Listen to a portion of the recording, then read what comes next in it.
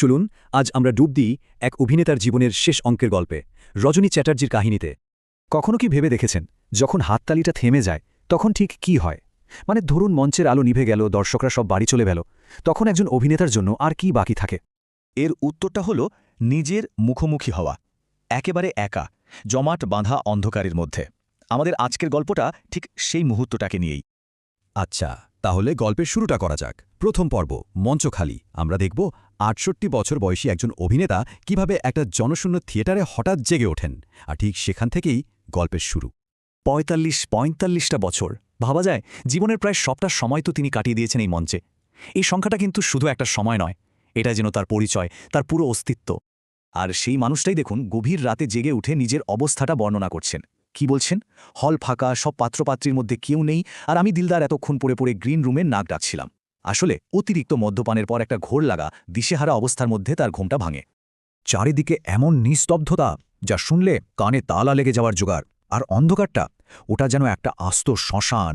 মনে হচ্ছে যেন দেওয়ালে দেওয়ালে জীবনের শেষ কথাগুলো লেখা আছে। ভাবুন একবার, যে জায়গাটা একসময় ছিল কোলাহল আর আবেগের কেন্দ্র, সেই থিয়েটারটাই এখন তার কাছে একটা ভূতুরে বাড়ির মতো লাগছে। চলে আসা যাক দ্বিতীয় পর্বে, করতালির প্রতিধ্বনি। এখানে আমরা দেখব তার ঝলমলে অতীতের সাথে একলা বর্তমানের একটা কি মারাত্মক সংঘাত। আর তাহলেই বোঝা যাবে এই তফাৎটা আসলে কতটা গভীর। একটু জীবনের দুটো দিক দেখুন। একসময় তিনি কি ছিলেন? পুলিশের ইন্সপেক্টর।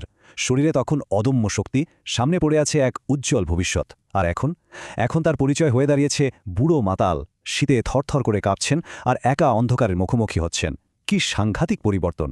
আসুন তার নিজের মুখেই শোনা যাক সেই অতীতের গর্জনটা। তিনি বলছেন, আমি একটা উঁচু বংশে, রাড়ের সবচেয়ে প্রাচীন ব্রাহ্মণ বংশে জন্মেছিলাম। শরীরের শক্তি ছিল, মনে সাহস ছিল। বোঝাই যাচ্ছে থিয়েটারে আসার আগে তার জীবনটা ছিল একদম অন্যরকম, সম্ভাবনায় ভরা। এবার তৃতীয় পর্ব, যে ভালোবাসা হারিয়ে গেল। এমন একটা সিদ্ধান্ত যা তার গোটা জীবনটাকেই যেন ঠিক করে দিয়েছিল, আর তার ভেতরটাকে একেবারে তেতো করে তুলেছিল। গল্পের আসল মোড়টা কিন্তু এখানেই। হলো কি, তার অভিনয় দেখে এক সুন্দরী ধনী পরিবারের মেয়ে তার প্রেমে পড়ে গেলেন।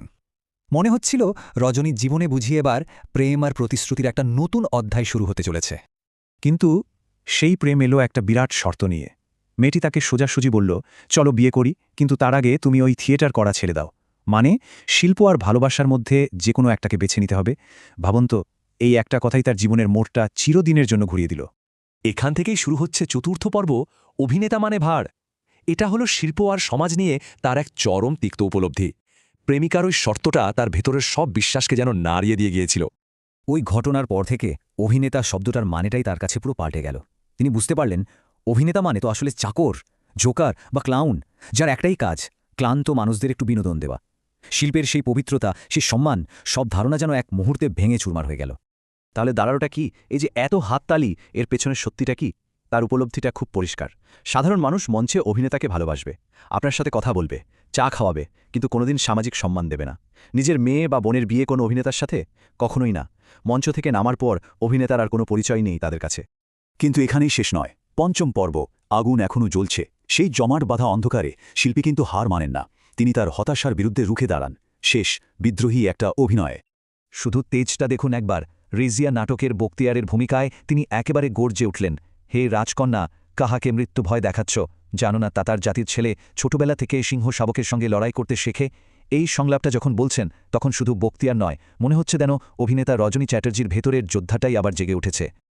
আর তারপরেই এক মুহূর্তে চরিত্র বদল। এবার তিনি শাহজাহান নাটকের ঔরঙ্গজেব। তার গলায় ফুটে উঠছে কি অসম্ভব রাজকীয় যন্ত্রণা আর আত্মগ্লানি। পুত্র, রাজনীতি বড় জটিল। আমার কনসিয়াস জিজ্ঞাসা করে, এই সবের দায় কার? আমি নিজেই দায়ী। ভাবা যায় একবার, কি অবিশ্বাস্য ক্ষমতা! এই অভিনয়ের পর তিনি বুঝতে পারলেন, না, প্রতিভা মরে যায়নি, শিল্পী এখনও বেঁচে আছে।